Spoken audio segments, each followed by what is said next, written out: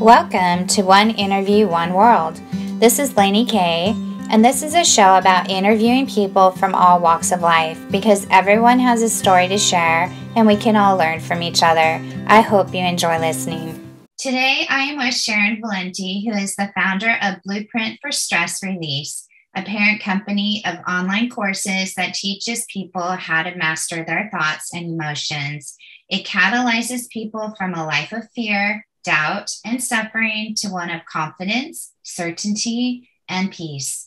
Sharon lived half of her life living lies about herself until she learned how to unearth the debilitating beliefs that kept her a prisoner of her own doing. As she identified each negative belief and let it go, after finding it wasn't even the truth, she also let go of blaming others for what was happening inside of herself. Sharon realized that putting the weight of making others responsible for her happiness was not only unfair, it wasn't even their responsibility. The more often she practiced this new conditioning, the more peaceful her thoughts became, and of course, so did her life. Sharon began teaching others how to find their underlying beliefs and start this reconditioning for themselves. Hundreds of people have learned from Sharon Valenti how to begin this journey to peaceful thoughts, a life of love, happiness, freedom, internal stability, and happy relationships. So thank you, Sharon, for being here today to share about yourself and the Blueprint for Stress Release program. Thank you so much. It's lovely to be here, and I'm excited to share my information with your audience, and hopefully they'll take away some good tidbits that they can apply today to their lives. So good. Thank you so much. So why don't you give us a little background about yourself? Okay, so what led me to where I'm at today, I come from a British mother, American father who was in the military. Both parents were alcoholics. My mother was one of the severe abusive kind of alcoholics. So like anybody who grows up in a violent household, you learn to become a people pleaser in order for survival. And of course, people pleasing is a form of control. I'm trying to control the situation, trying to control you so that you'll love me, like me, care about me, etc., etc. When I was very little, I obviously had the time to look back and reflect.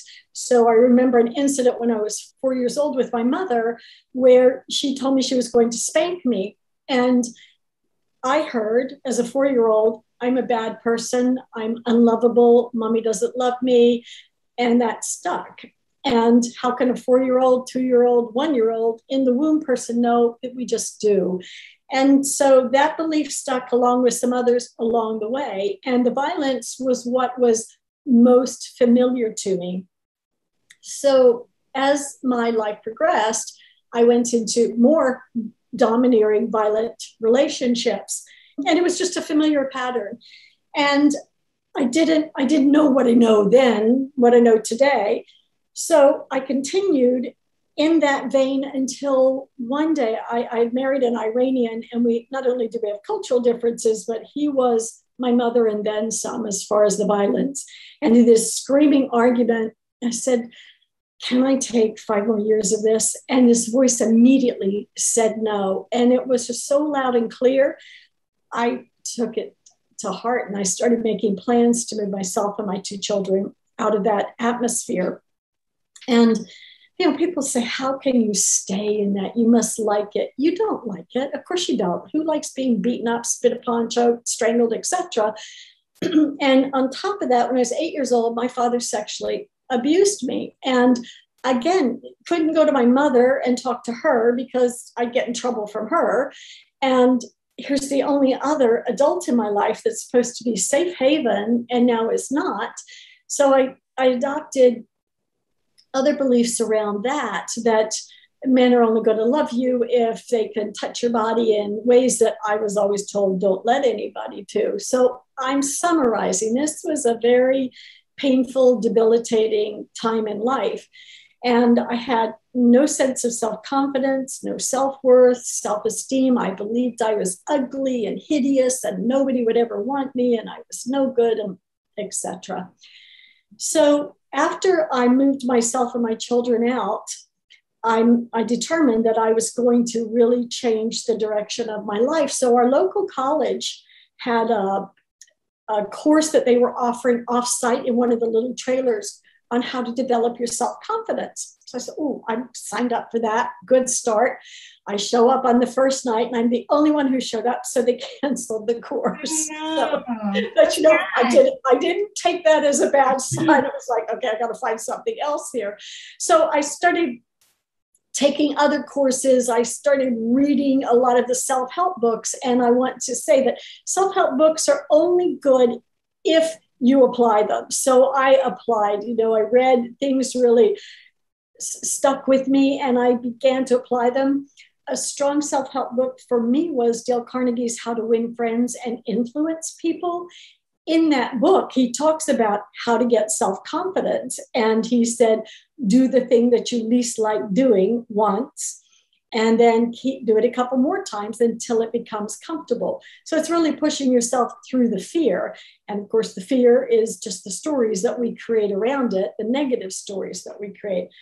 So fast forwarding, I went through more courses, more training, more heavy duty training, and just the lifelong learning wisdom. And I've always, since junior high school, people have tended to come to me and tell me their life story, whether I ask for it or not. In fact, we're having some work done on the outside of the house. And that guy just told me his story the other day. He says, I don't know why I just told you that. And it's like, because I attract that, which is great because I do have answers for people. And so in all that suffering, good came out of it. The lessons that I learned, my opportunity for growth, my determination to stop being a victim.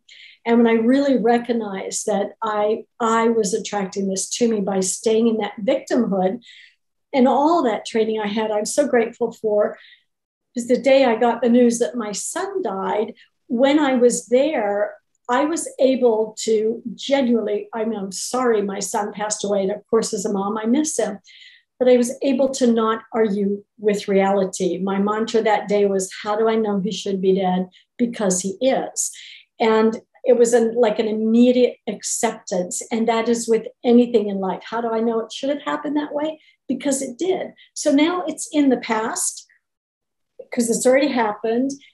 And I'm not keeping myself a victim. Oh, poor me, he shouldn't have died. Or, how could he leave me? Then I'm making his death about me. I'm not minimizing anybody's experience with death. We all experience it differently. I'm simply saying that because of all the internal work I've done to attain a peaceful life and peaceful thoughts, that was a big part of it, learning not to argue with what is. So that continued me moving forward. And I've been doing one-on-one sessions with people for a long, long time. And it's limiting in as much as I can only reach one person at a time. Whereas with what I do now, I reach more people with the online courses that we offer. And they're very easy to follow. And it's a starting point for someone's life. It really is. Later, there's longer length courses, but for right now, there's a self-study and a 6-week, same curriculum. The 6-week one, though, I'm involved in it once a week with everybody. And it's just teaching people how to ferret out those underlying beliefs that have been driving their life. What I've come to learn is that there are 3 kinds of business. There's your business and my business and the divine's business. And if you think about it, the only time we're ever in trouble is when we're in somebody else's business, right? It can be even just in our minds. We can be looking at someone outside and say, what were they thinking when they put that on today? Whose business is that, right? Or close friends or our partners in life. Don't do this, do that, do it this way. Who are we to be in their business?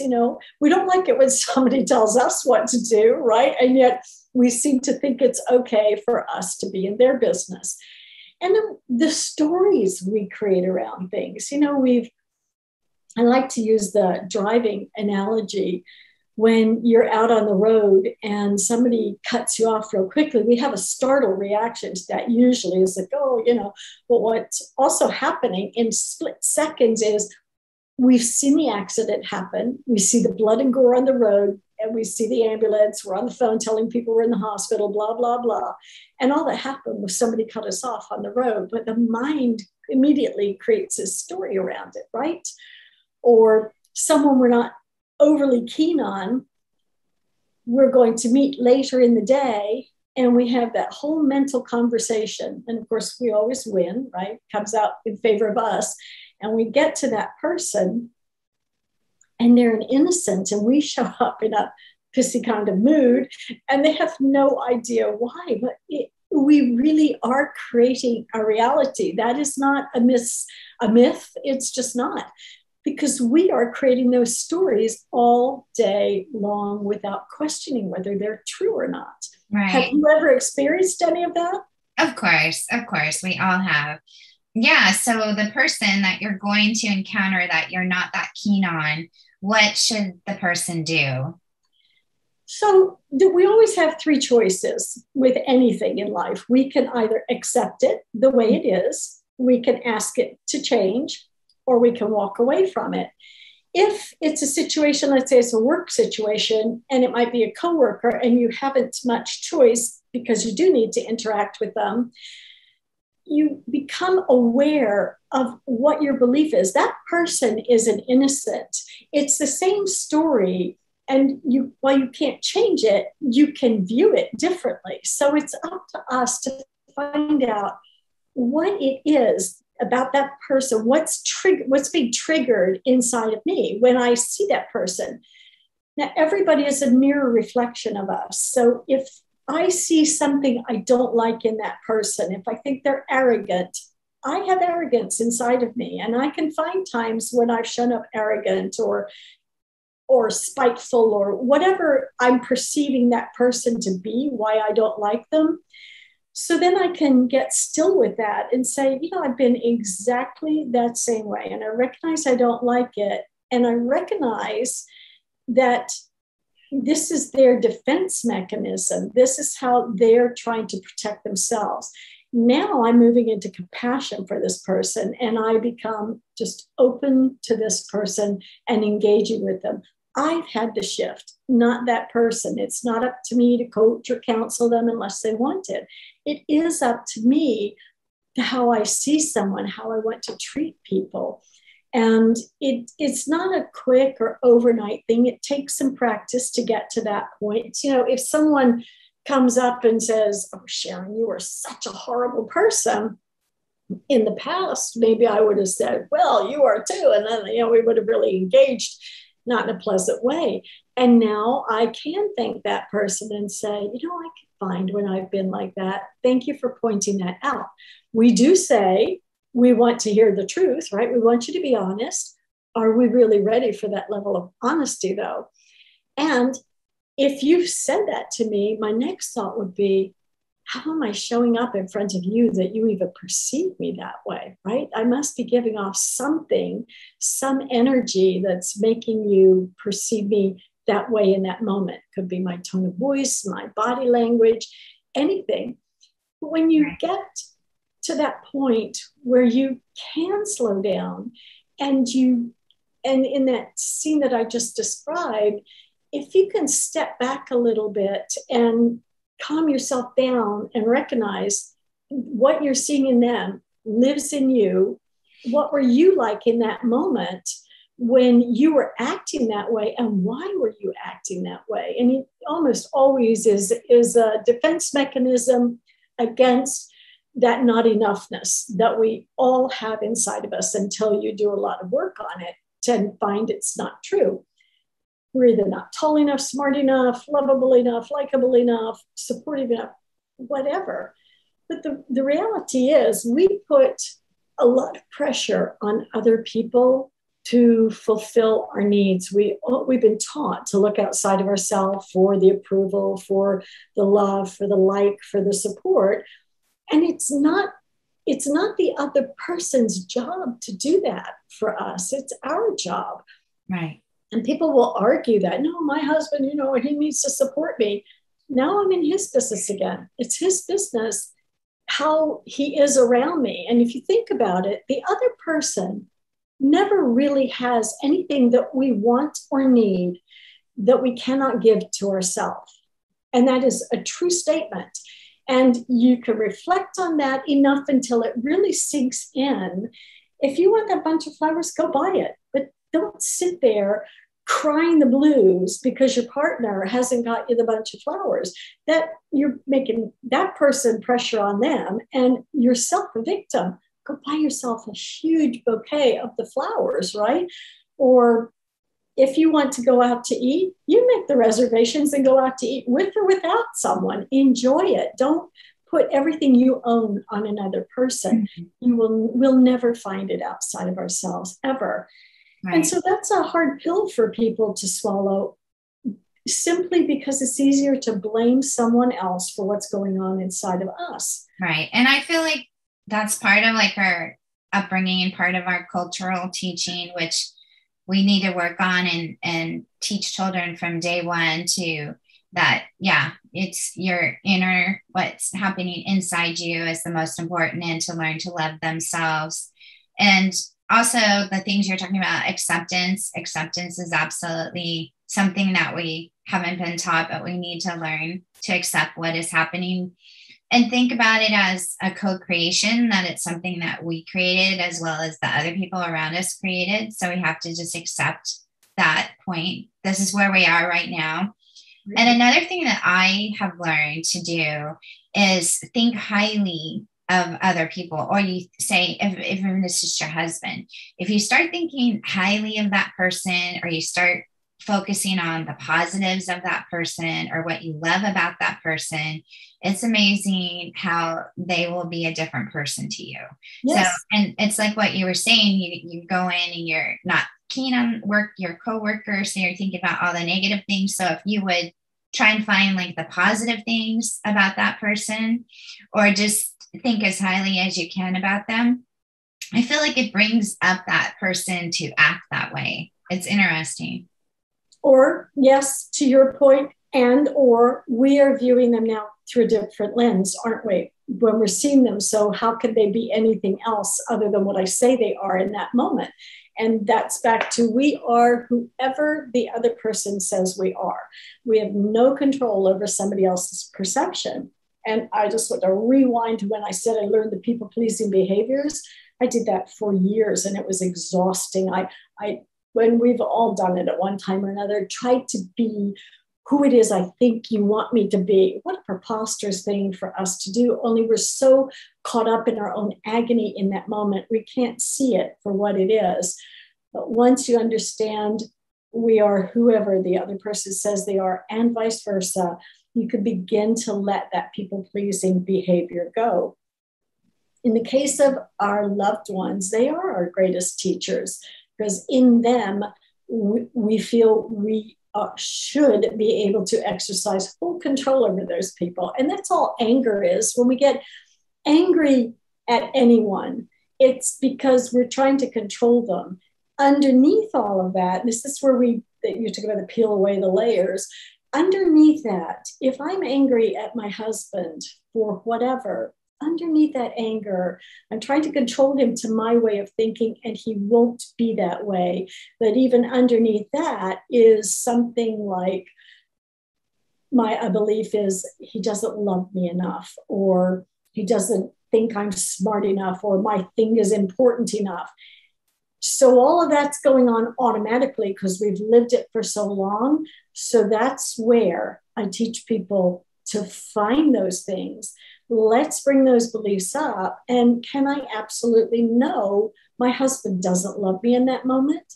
Well, no, he didn't say I don't love you. He just simply said no. And now I try to control it with my anger. But when you recondition the mind enough, the body follows. So in the reconditioning of the mind, you do it enough, just like everything else we've been taught.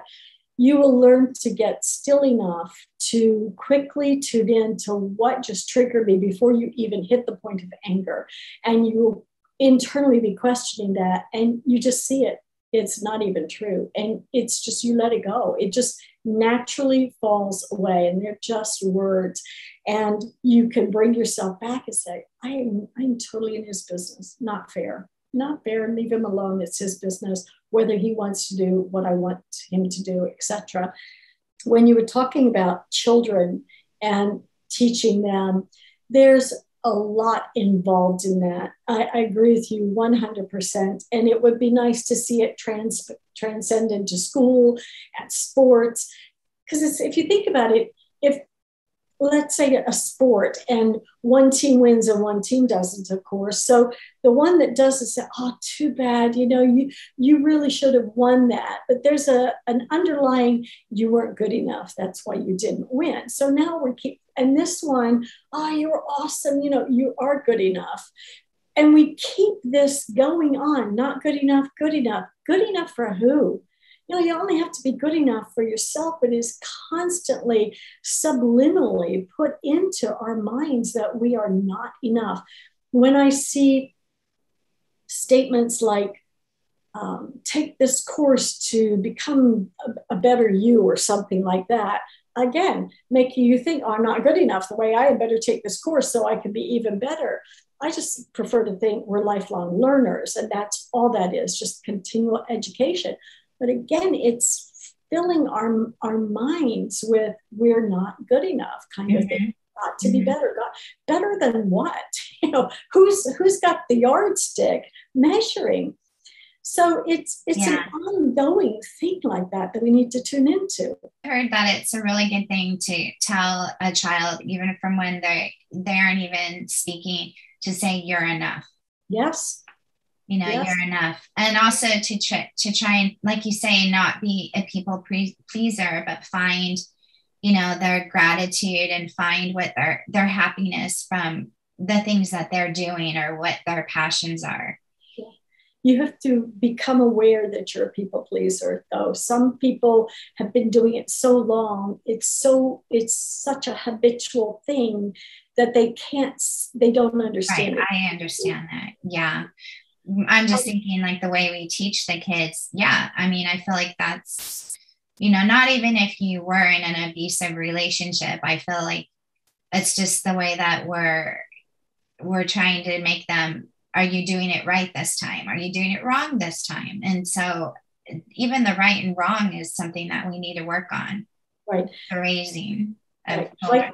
Right. Why can't a thought just be a thought, or an opinion just be an opinion, rather than good opinion, bad opinion, good thought, bad thought kind of thing? I just purchased 4 of Wayne Dyer's children's books for my granddaughter. And it's the I Am book and the, I forget what all 4 titles are, but I made an arrangement that until I can see her, to give them to her, I was going to read these to her every Wednesday night. Aww. My daughter, I had an I Am poster at the top of the stairs, and unbeknownst to me, until she was quite the adult, she said, I used to read that every time I went up those stairs. I was like, yes, because it's evidenced in the way my daughter is. She's just remarkable. And I don't say that because I'm her mom. She just has a different way about her. And I'm so grateful, because her daughter is going to benefit from that too. But those books are awesome. If the schools could read those, right, instead of absolutely run.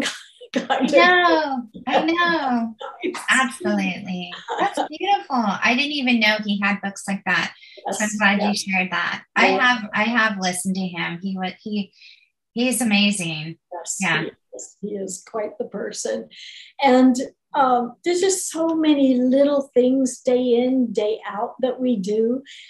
The fear that we put ourselves in, it's just as easy for me to visualize a wonderful outcome and have that fulfilled, or a bad outcome and have that fulfilled. It's like, you can plan an event. You cannot really control the outcome, though, because there's some unknown. Like when you go on vacation, plan the vacation, but you can't really say what it's going to be like when you get there until you get there. However, with your train of thought, certainly.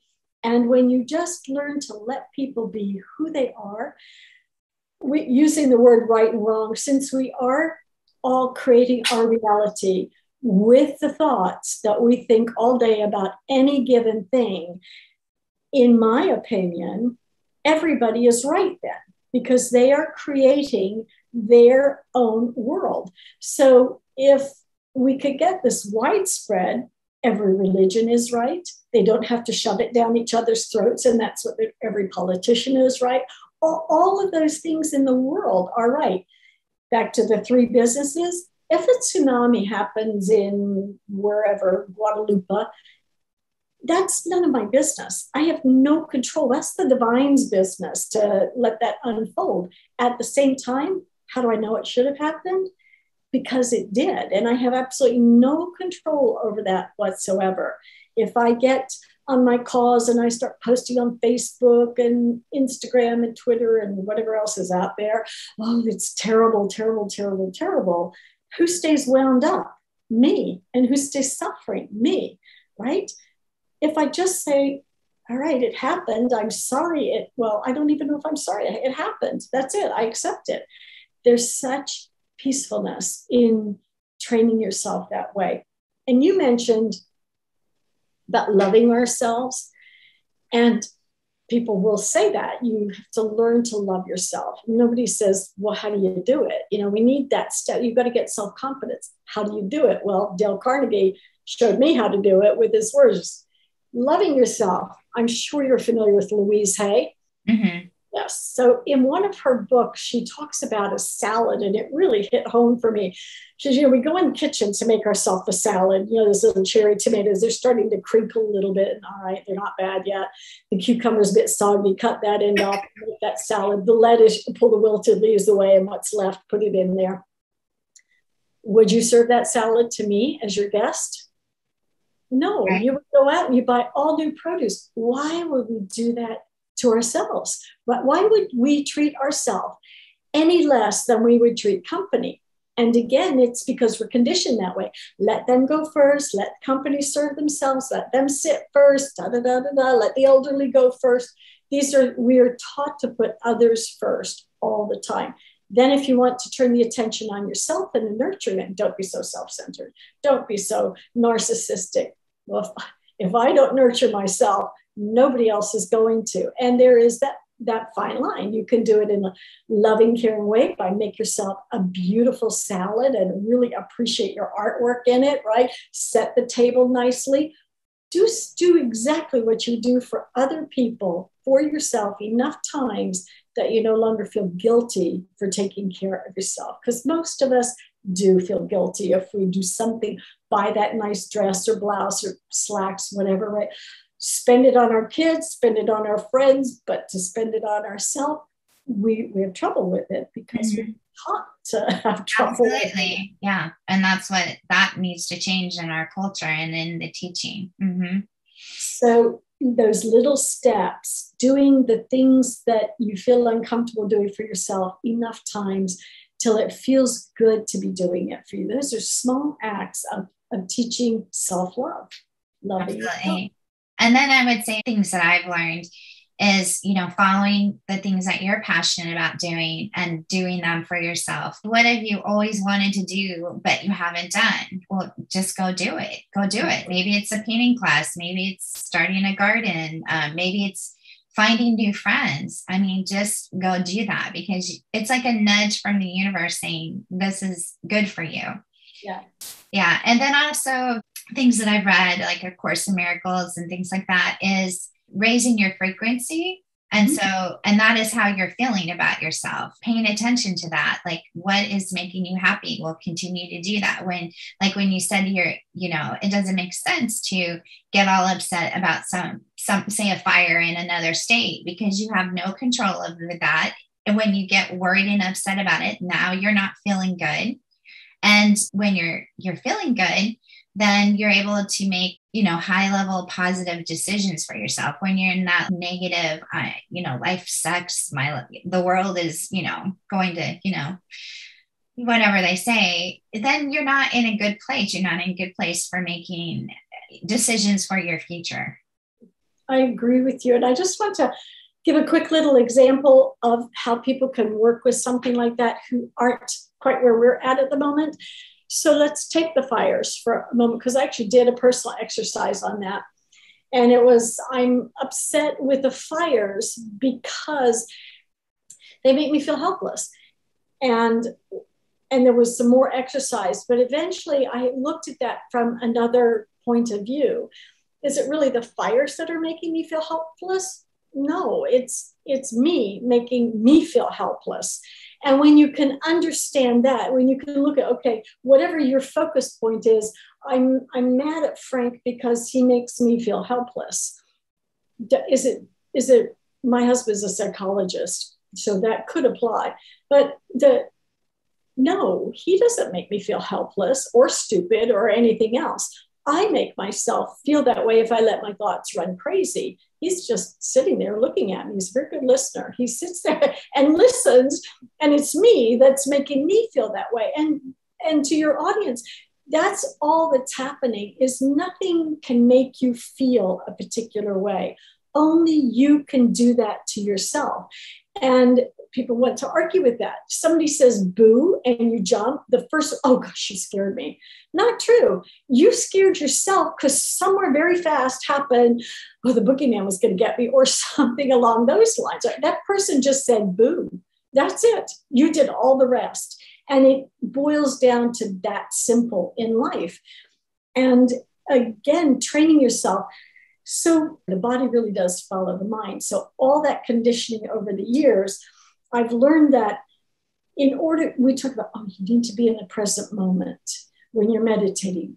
Be still, empty your mind. Nah, it's not the way it works. But here's what you can do is, I found a way to stay in the present moment. Let's say you brush your teeth with your right hand for a week or more. Start doing it with your left hand. Nothing will keep you in the moment more than focusing on how to brush your teeth with your left hand. Or if you put your right leg in the pants first, do the opposite. Make everything the opposite for a few weeks. And you are in the process of reconditioning the mind, and the body will automatically follow. Right now, when we get dressed, we don't even think about it, right? Your legs are automatically, your right hand or whatever handed you are is brushing your hair, brushing your teeth. We are creatures of habit. We've been doing this for years and years and years. When you're meditating and the mind wanders, just notice it and bring it back. That's the beginning of reconditioning the mind to get still. That's all. Don't beat yourself up, and then don't beat yourself up for beating yourself up, because that doesn't do anything either. And many of us do stuff like that. So just the self-love, couple of things you can do for yourself, the reconditioning the mind to be present in this moment. Just do some things opposite of how you ordinarily do them for a period of time until the body is automatically doing it. The mind doesn't even have to focus on it anymore. Then kind of ambidextrous, right? So, but these are just little how-tos of the thing we hear. You've got to be self-confident. You've got to love yourself more. You've got to stay present. It's so good and well to say it, but how do you do it? These are some of the ways that you can begin to do it. Mm-hmm. And another thing that I like to do is just bless people. Like if I say, God bless you, or God bless that person, that I feel like that kind of brings you back to the moment, and you're sending out love. I feel like that's the more love that you're sending out, the more forgiveness you're sending out, the more acceptance of the situation. It really helps. Do you feel there's a difference between acceptance and forgiveness? Yeah, I think so. I think acceptance is just you accept in that moment what's happening. Forgiveness, I feel like it's deeper. It's hard to, I mean, they kind of are along the same lines, but I feel like forgiveness is like a more, like a deeper way of maybe sending love in a way. Okay. What is your opinion? So for me, I eventually gave up forgiveness for the simple reason. First of all, we say we forgive people for us, not for them. Right. Because we think they've done something wrong. If I say, I forgive you for me, it's still in the back of my head that you did something wrong. If I accept, so let's take what my father did to me. If I accept that that's who and what he is and what he did, And I can go back to the three things: choose to live with it, walk away from it, ask it to change. If I accept that's who he is, who he was, and there's nothing to forgive, because now, I mean, I've already accepted, it's done, it's in the past. If I say I forgive you, in the back, I'm still going to keep it alive. It's still going to have an undercurrent of aliveness. That's who you are. And I firmly know everybody is doing the best they can in any given moment. And when I read Always Do Your Best in the Four Agreements, my back then mind was immediately argumentative. Like, well, you think a serial killer is doing the best? And immediately it was yes, because in that moment of the deranged mind they were in, that's all they could do. Now, maybe a split second later, they were extremely sorry for what they did and can't undo it. But everybody is doing the best they are. So to hold something against them doesn't serve me. It keeps me in that state of suffering. I accept that's who and what Marvin Gaye's father, if you're old enough to know Marvin Gaye, his father shot him in an argument. Now, you can believe sitting in jail all these years, the father regrets that very moment, but it happened so fast. And a moment later, I'm sure it was like, oh no, what did I do? I killed my son. So that's just a small example of it.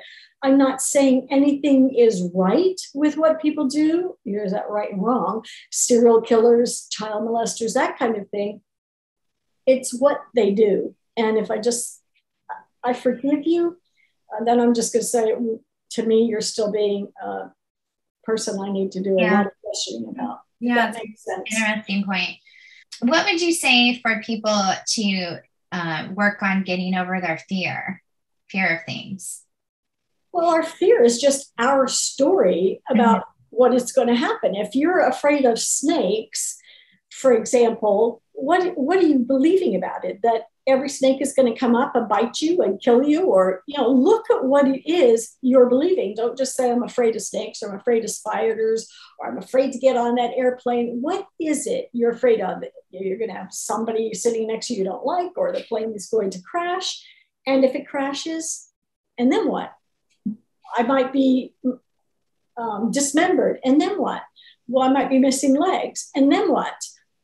To question it down and question it down and question it down until you get to the bottom. I'm dismembered. And then what? Nobody will want to be around me. And then what?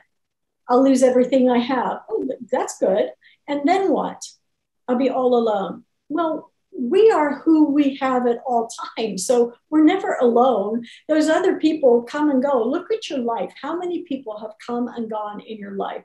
So when you whittle those fears down, when you identify it, and then what, and then what, and then what, and then what, you've brought up everything that's inside of you about that. And now you see none of it's real. For a lot of people, there's fear about not having enough money. So what is it about not having enough money do you think is going to happen? Well, I might not be able to pay my bills. Okay, and then what?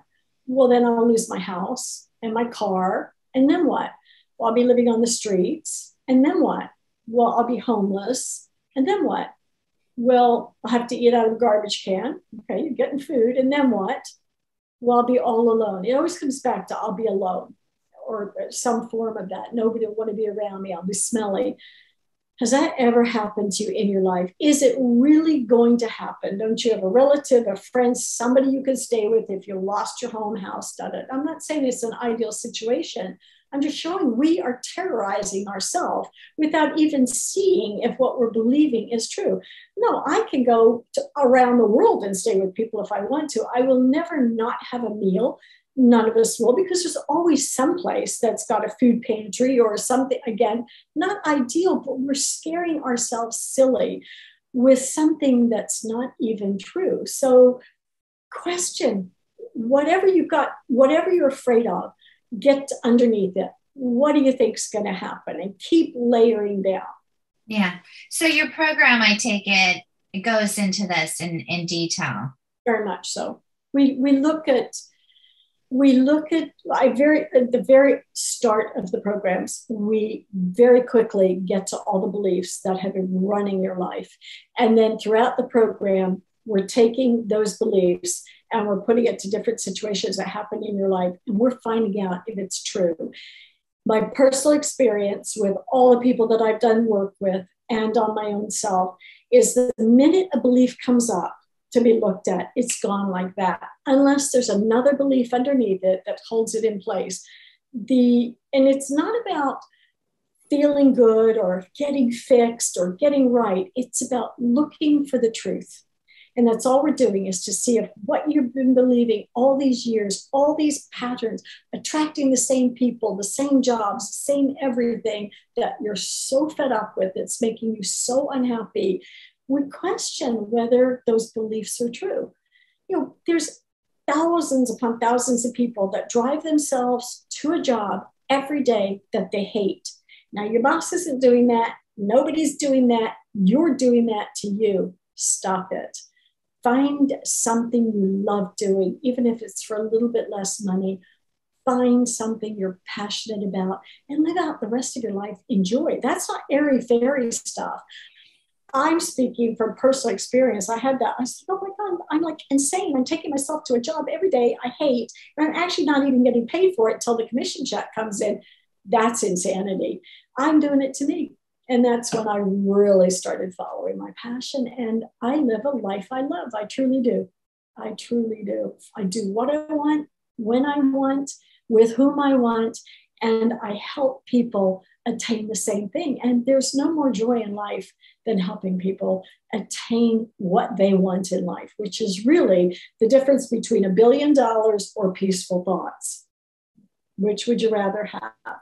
Hopefully it's the peaceful thoughts, because when you have peaceful thoughts, you don't worry about $1 billion anymore, because nothing is untrue in your life anymore.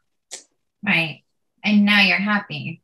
And when you're in that place, then life just goes so much better. Absolutely. Because you just keep energetically, you're there. So you just keep attracting more and more and more wonderful things come into your life. And if it doesn't feel so wonderful, take a look at it and say, okay, that happened for whatever reason. Maybe it prevented an accident that I didn't know about or something. Just don't fight it. How do I know it should have happened? It did. Let that be your mantra. That will calm you down and keep you in peace more than anything. Mm-hmm. Not arguing with reality. Mm-hmm. Yeah, very good. And what would you say to people who are dealing with COVID or dealing with like the fear factor that's happening in the world from the media? What would you tell people? Well, first of all, I am not a news watcher. Mm-hmm. That doesn't mean I have my head buried in the sand. I'm aware of what's going on. It's the same fear. What is the fear? I'm going to die. Do you think at some point in life, and I'm not being cavalier, but the truth is people are afraid of dying from COVID, and you're going to die anyhow. So how do you know that that's not the path that you were meant to take for your death? You don't. How do I know it's my time to die? When I die, and whatever way it is, kind of thing. I'm a believer that we come into life to have certain experiences. And again, I also believe we have a lot of exit points that we can choose from. And looking back on my son's life, I can tell you, I'm able to see many, many times he could have exited this world and didn't. And he chose the way that he went. And I've really reflected on that so that I feel okay in my own mind. I don't feel like it's woo-woo or whatever. I hate that word woo-woo, but so it doesn't feel so out of the norm, whatever norm is. And it's really rung true with me. So the same with COVID. What is it you're afraid of dying? If you're of a religious background, the Bible and all religious books teaches heaven is glorious and the rewards are going to be there. Why wouldn't you want to rush off to something like that? And I'm not encouraging suicide either. But if it's so wonderful, what is there to be afraid of? And again, dependent on your religion, there's a belief in some that if you confess your sins, then you're going to heaven. So just what do you think is going to happen in COVID? you're going to get sick. Okay. Have you never been sick in your life before? Have you never had the flu and ached from head to toe, or measles when we were kids, or anything like that? Okay. You've already experienced that kind of trauma in your life. What is it you think is going to happen if you get COVID? It's been there have been people that have gone in hospital, and there's people that have had minor symptoms, nothing more than feeling like you have a cold and a bad headache kind of thing. And when you get to the root of what it is you're believing is going to happen, if it comes down to I'm going to die, yes, that's true. I haven't found anybody yet that's been able to escape death. It's just part of life. And then find out what your fears, what are you conjured up in the back of your mind about dying? Are you thinking it's going to be painful? Well, we just said we've already experienced pain before. Maybe you haven't experienced an oxygen mask if, God forbid, you had to go into the hospital.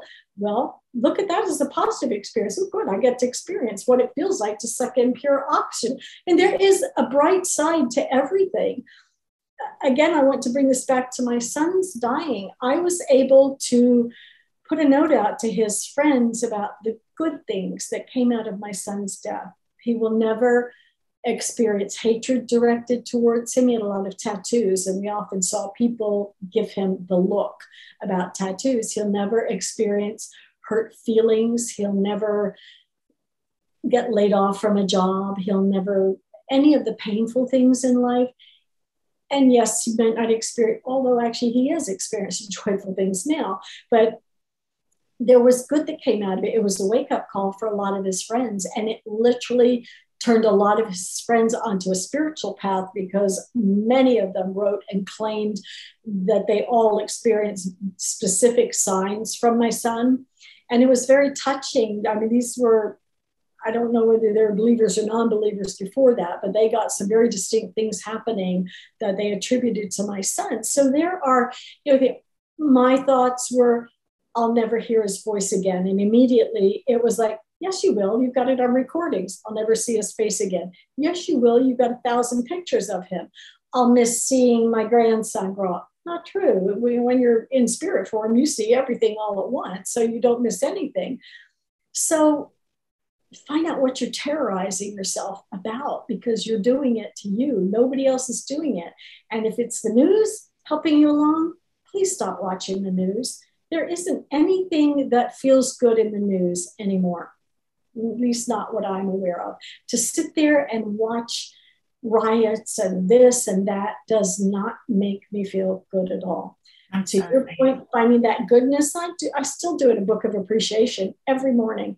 I write, I'm grateful for my Tempur-Pedic bed and my soft pillow and food in the house and my lovely pets and my fabulous husband. What a great way to start the day, right? We get up, we wake up, the sun is shining, or it's raining and watering the earth. There's so many things that you could focus on to take your attention in the positive direction. Absolutely. And when you give up your need to be right, there's peace in that for sure. Mm-hmm. And what would you say about people with intentions or planning or thinking about what they want for the future? Be more specific. Well, I feel that what you're thinking about does create your future. So I would like you to go into maybe more detail on that, of what helps people with their thinking for creating like a brighter future for themselves. So it's what we alluded to earlier. We are constantly creating our reality. So if you're thinking all the negative thoughts, that is definitely, that was my experience when I was younger, only used to the violence. So I got more and more in the way of aggressive friends. And I didn't see any of it because it felt normal. In my shifting, only good comes to me. I told you that stranger to me poured his heart out yesterday. Said, I don't know why I told you that, because I'm in the field of helping people. And so that's just a clear example. So energy, everything is energy. And I think everybody knows that. And science is now backing that up. So it's not just a handful of us out there saying we're energy and everything is energy. So when you're on that high flying vibe, meaning you wake up and you look for things to create that good feeling inside of you. Now you're increasing your own energy. And when you then focus on the things that you do want without attaching to the outcome, just wouldn't it be nice if I could have this? Not, oh, how can I get it? Wouldn't it be nice? And then let it go and watch what happens. It might not be that day. It might not be in the way you think it's going to come to you. I give you my word, it will come to you though. There's too much evidence out there to the contrary. And if you continue to focus on it and feel it, the best way, Einstein said, imagination is life's preview of things to come. Imagination is life's preview of things to come. Remember when you were a kid and you'd look up at the clouds and you'd see the animal shapes and this and that? That's imagination. We are creating the clouds looking like that. And all of our friends, oh, you see that looks, sure, they see the same thing. So surround yourself with like-minded people of who you want to be. And that could be via podcast, that could be YouTube, it could be radio, not television. And the more you listen to the kind of people you wish you were, the more that will raise your energy, the more that will change your mindset. And if you're really, truly serious, ready and willing to make a radical, life-changing path, you can always visit our website and get started. I promise you. And actually, I invite you to go out. There's something called Relationship Restoration. It's free. And there's different topics in there. And it talks about, like when I talked about anger and what it is and recognizing, it talks about things like that. So it begins to shape the mind in a different direction about things that we do every single day without realizing we're doing it. It's very helpful. And it's about the relationship with yourself, because once you restore that, everything outside begins to change. It has to. That's the law.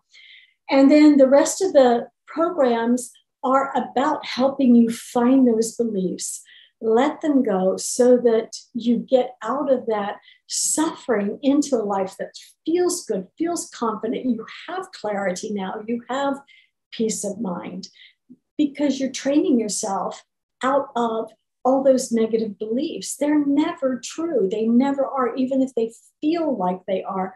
I promise you they're not. And once you learn how to question it, it becomes automatic. After enough doing this, you don't even have to talk to anybody. You don't even have to do a worksheet or write it out anymore, because you catch yourself instantly. You're like, that's not even true. Not even true. And it isn't, and it's gone. The thoughts become, words mean nothing until we assign the meaning to them, right? Nothing. To us, a chair is a chair, but to somebody in Yugoslavia, chair means nothing, right? Until we tell them what the meaning is. They might have their own word for it, but the actual word chair means nothing. That's all that is. It's whatever we assign to it. So why not? It's just as easy to assign something good to ourselves. It just takes some practice. Mm-hmm. Mm-hmm. What is a typical day for you? Like a typical work day? So I get up and I have a cup of coffee and a glass of water, and I go for a morning walk for about an hour, get my morning miles in, chat with my husband before I go out because he goes off to the gym. And then I come home, I get ready, and I am in front of my computer doing ongoing learning so that I'm always got some new offering, so that I can always share more of my knowledge and wisdom with others. And I'm responding to instant messages from the Facebook pages or Instagram, responding to people, tips, tricks, help. And then also with the 6-week course, once a week, we're live on Zoom and answering any questions, facilitating anybody that needs. And in between that, laundry, housework, all the usual, a bite to eat, that kind of thing. Pretty normal life, but I do what I want when I want. So I don't have a typical 9 to 5 office day. Right. I'm structured though. I have a specific schedule. This hour I get this done, this hour this done. Mm-hmm. That just helps me stay focused. because I must admit, and like everybody else, once you click one link, it leads you to another, it leads you to another, and all of a sudden 3 hours have gone by. You're like, oh my gosh. So yeah, and then I do podcasts and I help people know that we're out there. And if you're ready, we're willing to help. We can help, we do help. Absolutely. What inspires you with the work that you do? My life, knowing that it went from tragedy and despair and hopelessness and what you feel when you are in that victim mindset and in an abusive relationship. It doesn't even have to be abusive. When you're in that victim mindset, there's so much pain and so much grief and so much suffering, and you just don't even want to get out of bed. I mean,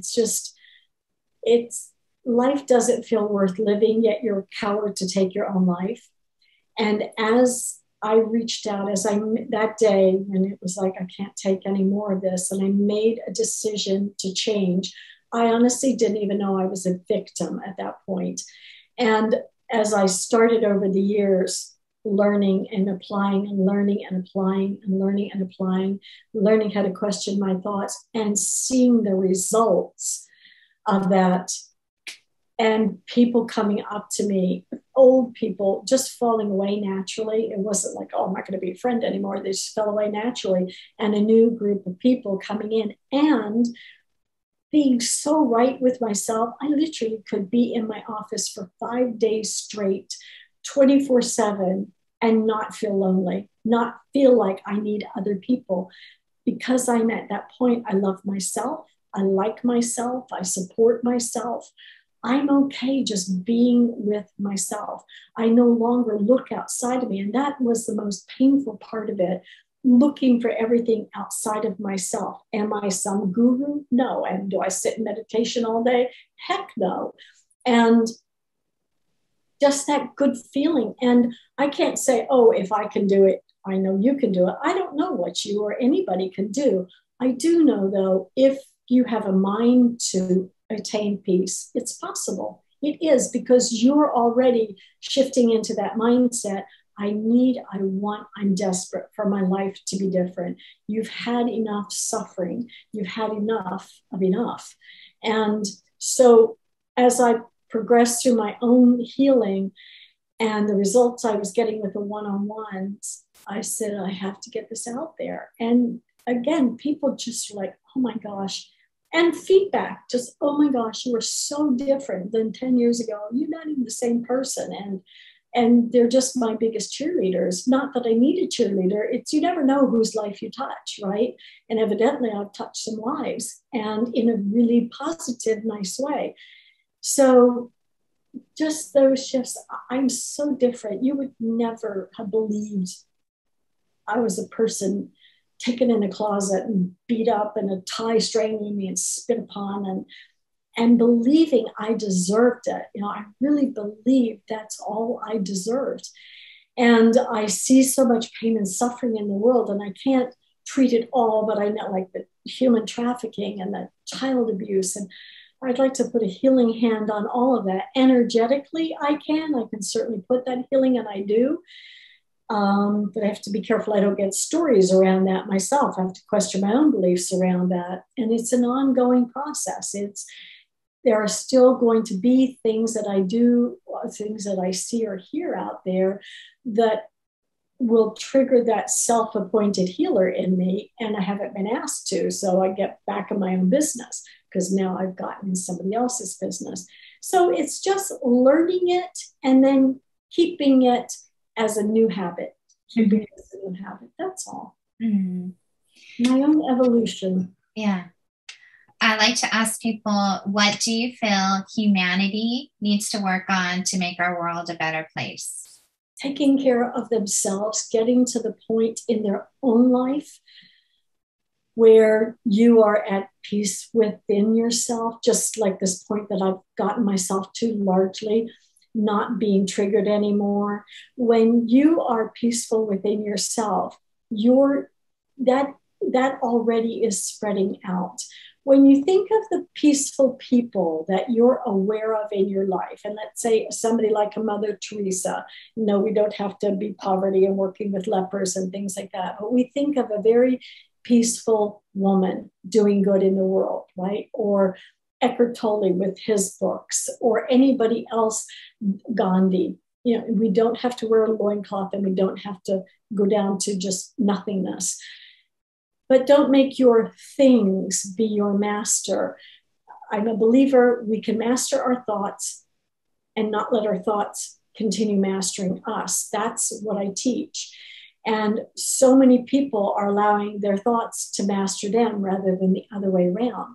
So when you achieve that peace within you, that peacefulness, that calmer demeanor, that stop looking at the news and realize you're causing your suffering, people see you and they want what you have. And so they just want to spend time around you, and eventually you rub off on them, if that makes sense. And that's how it spreads. So focus on you first and just trust the process that as you evolve, people are going to just be, you're going to be a magnet for people. They'll want what you have, and it will just spread like that. It is already spreading like that out in the world with the internet and other means of getting the news out faster. It's my belief and my witnessing, more and more people are drawn to podcasts like yours, where you're bringing on guests who are talking about this. And they say, oh, you've got to listen to this one or listen to that one. And then friends start listening. It's a ripple effect, a trickle effect. That's how, just focus on you, getting you to where you want yourself to be. Beautiful. Thank you. How can people learn more about you? What websites and what ways to reach you? Thank you. So if you want to contact me directly, you can send an email to info@isittrue.com. And if you want to check out our courses, and please get the free relationship restoration, go to isittrue.com. Pretty easy to remember, right? Is it true? Because that's what we're all about. And we also go under Blueprint for stress release, but that's a lot for people to remember. Isittrue.com. info@isittrue.com will reach me directly, and I'm happy to engage, and you can share with me, and I can guide you, teach you, set you where you want to go. I want to qualify. I'm not a medical doctor. I don't give medical advice. Nobody affiliated with me gives medical advice. But if I can certainly help you get those underlying beliefs, find them, even if you've had the worst life imaginable. We all have at some point, and we can move from victim into absolute self-empowerment. You can take charge of your life. It's not easy, and it takes work, and you need to be willing to commit to that. There's nothing hard about what we do. It's just so easy to fall back into the old way of life. It really is. And it just takes some nudging and nudging yourself to keep at it, and you will have all the tools. I'm just the bringer of the tools, and you will have the process, and you can continue it. You have lifetime access to your programs, and go from there.